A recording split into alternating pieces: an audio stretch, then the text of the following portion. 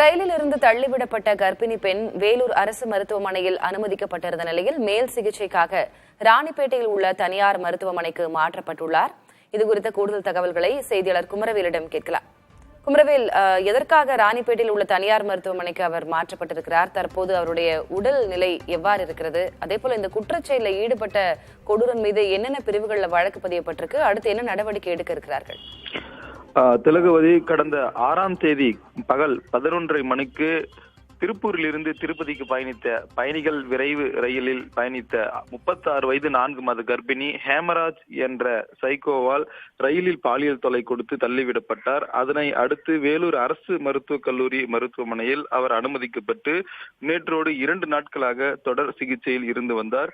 இந்நிலையில் நேற்று பகல் 12 மணிக்கு அவருடைய வயிற்றில் இருந்த 4 மாத சிசு இதய துடிப்பை நிறுத்தியதாகவும் அதனால் அந்த சிசு உயிரிழந்ததாக மருத்துவர்கள் தரப்பில் தெரிவிக்கப்பட்டது.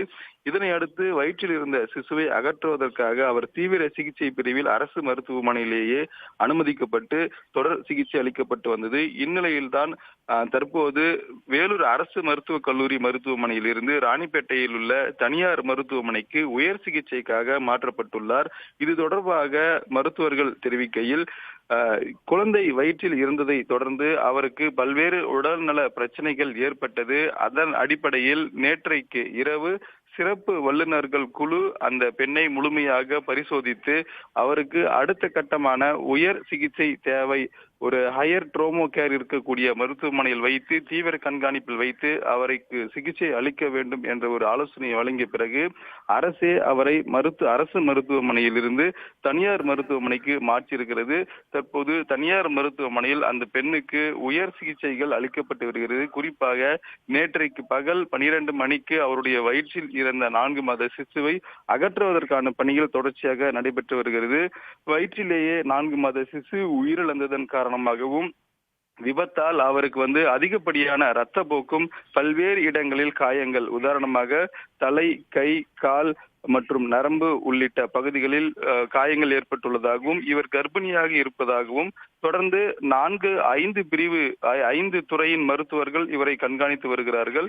இந்த பல்வேறு இடங்களில் காயம் ஏற்பட்டதன் காரணமாகவும் வயிற்றில் சிசு உயிரிழந்திருக்க கூடும்.